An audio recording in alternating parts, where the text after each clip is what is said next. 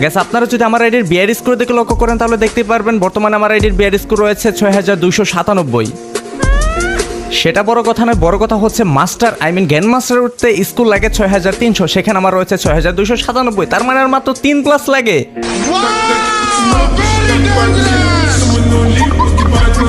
যদিও ইতিমধ্যে অনেকে গ্র্যান্ড মাস্টার রিজন উঠে গেছে, আমি আপনাদের লাস্ট ভিডিওতে বলেছি গ্র্যান্ড মাস্টার রিজন পুশ করবো না, কিন্তু গ্র্যান্ড মাস্টার পুশ করবো। যেই কথা সেই কাজ, অনেক কষ্ট করে 3-4 দিন গেম প্লে করে 6297 স্কোর করেছি, আর মাত্র 3+ করলে আমি উঠে যাব গ্র্যান্ড মাস্টারে। বাট একটা বিষয় ভেবে খুব কষ্ট এবং আফসোস হচ্ছে, গেমিং হাসিব এইবার গ্র্যান্ড মাস্টার রিজন পুশ করতেছে না। খুব কষ্ট যে বলা, কষ্ট তো হবেই। আমার অনেক ভালোবাসার ভাই ব্রাদার আমাকে জিজ্ঞাসা করতেছে, গেমিং হাসিব ভাই এইবার কেন গ্র্যান্ড মাস্টার রিজন পুশ করলেন না? আর এদিক থেকে যদি আমার ওয়াইফের আইডি আপনাদের দেখাই তাহলে দেখতেই পাবেন সে রয়েছে অলরেডি গ্র্যান্ড মাস্টারে, বাট আমি রয়েছি মাত্র হিরোইক 5 স্টারে। সেটা বড় কথা নয়, বড় কথা হচ্ছে এখন আমি আমার টিমমেটটা ডেকে নেবো আর একটা ম্যাচ খেলবো, একটা ম্যাচ খেলে আমি উঠে যাবো গ্র্যান্ড মাস্টারে। আর হ্যাঁ গেছে, এই ভিডিও থেকে আমার ফ্রেন্ড লিস্টে 3 জন প্লেয়ার অ্যাড করা হবে, সো ভিডিওর যে কোনো জায়গায় বলে দেওয়া হবে কিভাবে আপনারা আমার সাথে অ্যাড হতে পারেন। সো অবশ্যই ভিডিওটি লাস্ট পর্যন্ত দেখবেন। Let's go and begin the show. তো হেই হোয়াটস আপ গাইস, কে অবস্থা সবার? আশা করি সকলে ভালো আছেন, আল্লাহর রহমতে আমি অনেক ভালো আছি। চলে আসলাম আমি গেমিং হাসিব আরও একটি নতুন ইন্টারেস্টিং ভিডিও নিয়ে। যারা যারা এখনো চ্যানেলটি সাবস্ক্রাইব করেনি অবশ্যই চ্যানেলটি সাবস্ক্রাইব করে দিবেন, আর যারা ফেসবুক পেজ থেকে দেখতেছেন অবশ্যই পেজটি ফলো করে রাখবেন। তো গাইস, যেহেতু আর একটি ম্যাচ খেলে আমার গ্র্যান্ড মাস্টার রান হয়ে যাবে, সেহেতু আমরা একটু সেফ ল্যান্ডিং করতেছিলাম, যদিও মাত্র 3+ লাগে, বাট তারপর একটু সেফ ল্যান্ডিং করাটা একটু দরকার ছিল, যেহেতু আমি ম্যাচটা রাতে খেলতেছিলাম, আর রাতে খেলা তো মানে বুঝে নি গ্যাস, একটু হার্ট লবি পড়তে পারে, তার জন্য গ্যাস একটু সেফ ল্যান্ডিং করি। যদি ম্যাচে হ্যাকার থাকে তাহলে তো নেমোই ওয়াইফ আউট হয়ে যাবে, আর জুনপুষারটাও তেমন ভালো না, ফ্যানলিস্টটা একজন মানে লো কোয়ালিটি জুনপুষা যেটাকে বলা চলে। তো চলেন গ্যাস দেখা যাক এই ম্যাচটা আমরা কেমনি কি করতে পারি, অ্যান্ড গ্যাস আদৌ কি আমার গ্র্যান্ড মাস্টার টার্ন হয়েছিল কিনা, অ্যান্ড গ্যাস এই ম্যাচটিতে আমরা কয়টা কিল করতে পেরেছিলাম। তো গ্যাস প্রথমেই কিন্তু আমরা হচ্ছে শিপইয়ার্ডের সাইডে ল্যান্ড করি, অ্যান্ড গ্যাস আমার পিছনে মনে হচ্ছিল একটা এনিমি, বাট এটাকে আমি দেখতে পাইনি, হঠাৎ করে আমার সামনে চলে আসেন ট্রগন দিয়ে কিন্তু আমাকে নক করে দেয়। ভাই বিশ্বাস করেন আমি একটু সাউন্ড পাচ্ছিলাম যে আমার পিছনে কেউ হাঁটতেছে, বাট আমি বুঝতে পারিনি যে এনিমিটা এক্স্যাক্টলি আমার পিছনে ছিল। দেন গ্যাস তারপরে কিন্তু আবার আমাকে রিভাইভ করে দেওয়া হয়, রিজন M1 কিন্তু আমাকে রিভাইভ করে। তো এখন রিভাইভটা পেয়ে গেছে, আমি ওইখানে যাবো যেখানে আমাকে মারা হয়েছে, ওইখানে আই থিঙ্ক 2-3টা এনিমি আছে। হ্যাঁ গ্যাস, নিচে দেখাই যাচ্ছে ওইখানে কিন্তু এখনও এনিমি আছে, আরেকটা ল্যান্ড করতেছে, মাত্র নতুন ল্যান্ডিং করতেছে, অ্যান্ড ডান সাইডে আরেকটা ল্যান্ডিং করেছে, বাট আমি মারবো যেটা আমাকে মেরেছে, আমার ওইটাকে আগে মারতে হবে। তো চলেন তাহলে। এই তো গ্যাস দুইটা একসাথে, ভাই যদি এখন আমাকে মারা শুরু করে আমি কোথায় যাবো? যাই হোক, এটাকে অনেকটাই ড্যামেজ করা হয়েছে, অ্যান্ড এইটা কিল চুরি ভাই, ও মাই গড। যাই হোক, এইটাকে কিন্তু আমি নক করতে পেরেছি, অ্যান্ড লং থেকে আরেকটা প্লেয়ার কিন্তু আমাকে মারতেছিল, আর এই দিক থেকে আপনাদের ভাবি কিন্তু আমাকে রিভাইভ করে দেন, অনেকটাই ব্যাকআপ দিচ্ছিল, ভালো ব্যাকআপ দিয়েছে, অ্যান্ড আমার এইচপিও ফুল করে দেয়। এখন গ্যাস এখান থেকে আমি আগে AK-47টা নিব, অ্যান্ড সামনে থাকা এনিমিটাকে মারা ট্রাই করবো। চলেন গ্যাস দেখা যাক। তো এটা কোথায়? ও আচ্ছা, এটা এইখানে দাঁড়িয়ে আছে, অনেকটাই কিন্তু ড্যামেজ কাউন্ট করা হয়েছে, বাট সে কিন্তু গ্যাসের কভারে চলে যায়, অ্যান্ড আমার কাছে মাত্র ওয়াল ছিল একটা, বাট একটা ওয়াল তো আর কি ব্যবহার করবো, এটা বের হলো একটা হেডশট। ও মাই গড, 247 একটা হেডশট ছিল। ওকে ফাইন, এটাকে ক্লিয়ার করি, ক্লিয়ার করে তারপরে দেখা যাক এখান থেকে কি লুট পাওয়া যায়। এটা আরে ভাই ক্লিয়ার হয়নি, দৌড় ক্লিয়ারই হয় না, আমি তো ভেবেছি এটা মেবি ক্লিয়ার হয়ে গিয়েছে। তো দেন গ্যাস চলে আসে আমরা সরাসরি আর্সেনালে এসে এখান থেকে আগে আর্সেনাল ম্যাক্স করে এখান থেকে স্নাইপার কালেক্ট করতে হবে। তো আমি প্রথমেই হচ্ছে আগে বেস্ট খুঁজতেছিলাম, বাট ওই দিক থেকে দেখি যে রিজন M1 বেস্টটা নিয়ে গিয়েছে, আমি বুঝতেই পারিনি যে বেস্টটা এই পাশে ছিল। তো এখান থেকে আমি প্রথমে পেয়ে যাই হচ্ছে AWM, আরেকটা স্নাইপার কিন্তু গ্যাস প্রথম অবস্থায় আমার কাছে ছিল। তো এখন গাড়িটা নিয়ে আমি সেখানেই যাব যেখানে আমাকে প্রথমবার মারা হয়েছিল। তো গাড়িটা নিয়ে এখানে চলে আসি, অ্যান্ড গ্যাস এখান থেকে স্নাইপারটা কালেক্ট করে নেই, যদিও M24 বেশি ড্যামেজ দেয় না, বাট ডাবল স্নাইপারের ক্ষেত্রে শুধু ছুঁই চলেই হয়, তাই না? ওকে ফাইন গ্যাস, এখন আমি সামনে থেকে কিছু এমন নিব। আপনারা দেখতে পাচ্ছেন সামনে কিন্তু ওই সুপার যে একটা আছে বক্স আছে, যেখান থেকে অনেক এমো অ্যান্ড হচ্ছে মানে স্নাইপার এমো পাওয়া যায়, এয়ার এমো পাওয়া যায়, SMG পাওয়া যায়, তারপর হচ্ছে মেডিকেট পাওয়া যায়, সুপার মেডিকেট পাওয়া যায়। তো এইগুলা নিয়ে গেছে এখন সরাসরি চলে যাবো আমরা জোনের ভিতরে। আর এদিক থেকে দেখতে পাচ্ছি রিয়াও কিন্তু চলে আসছে আমার পিছনে, এখানে দুজনে একসাথে গাড়িতে উঠে জোনের বাইরে চলে যাব। দেন গ্যাস ফাইট করা শুরু করব, কারণ আমার প্রতি ম্যাচে কমপক্ষে 4-5টা মানে 7টা 8টা 10টা এরকম কিল করতেই হবে। তো চলেন গ্যাস, সামনে কিন্তু একটা এনিমি, তো এনিমিটাকে আগে আমি বাহিরে আসতে দিলাম, অ্যান্ড গ্যাস 182 একটা শট ছিল, অ্যান্ড ডাউন হয়ে যায়, অ্যান্ড ক্লিয়ার। অলরেডি কিন্তু গ্যাস আমি 3 কিল করে ফেলেছি, দেখতেই পাচ্ছেন। এখন গ্যাস আমরা সরাসরি চলে যাব হচ্ছে হ্যাঙ্গার সাইডে, এই সাইড ধরে হ্যাঙ্গারে যাব, বাট আমাদের আগে দেখতে হবে যে আশেপাশে আরও কোনো এনিমি আছে কিনা। তো রাইট নাও দেখতে পাচ্ছি আশেপাশে কোনো এনিমি নেই, সো আমরা আস্তে আস্তে ধীরে সুস্থিভাবেই যাব। অ্যান্ড আমি রয়েছি একা, তারা দুজন কিন্তু আমার অনেকটা লংয়ে রয়েছে। তো এখন আমার একা একা থাকতে হলে তো অবশ্যই একটু আমার একটু সেফভাবে থাকতে হবে, কারণ যদি কোনো স্কট আমার সামনে পড়ে যায় তাহলে একদম মহামারী অবস্থা হয়ে যাবে। যাই হোক, দেখতে পাচ্ছি তারা কিন্তু গাড়ি নিয়ে আসবে আমার সাথে, বলতেছে যে গাড়ি নিয়ে আসতেছি আমরা। তো আসুক, সমস্যা নেই। আমার সামনে দেখে কোনো এনিমি আছে কিনা, এখান থেকে আগে ইনহেলারটা নিয়ে নিই। আমার কাছে ইনহেলার কারণ প্রচুর প্রয়োজন হয়, যারা স্নাইপিং করে তাদের ইনহেলারটাই সম্বল। যখন একটা এনিমি তাকে ফায়ার করে তখন ইনহেলারটা নেই কিন্তু এই কথা মেডিকেট করার সুযোগটা পাওয়া যায় না। সো গাইস, চলেন দেখা যাক এই পাশে কোনো এনিমি আছে কি না। এই পাশ থেকে আপাতত কোনো এনিমি দেখতে পাচ্ছি না, বাট এয়ার ড্রপের ওইখানে দেখতে পাচ্ছি একটা ওয়াল ফেলা, তার মানে গেছে ওইখানে এনিমি আছে। সো চলেন দেখা যাক ওইখানে কয়টা এনিমি ছিল কিংবা কেমনি কি, আগে দেখে আসা যাক। আর এদিক থেকে কিন্তু গাড়ি নিয়ে আমার টিমমেটরা কিন্তু অলরেডি চলেও আসছে। আগে আমি এয়ারড্রপটা লুট করি। আরে ভাই, তার আগেই তো দেখা যায় পিছন থেকে কেউ একজন ফায়ার করতেছে। আরে হ্যাঁ, এক শট দেওয়া হয়েছে।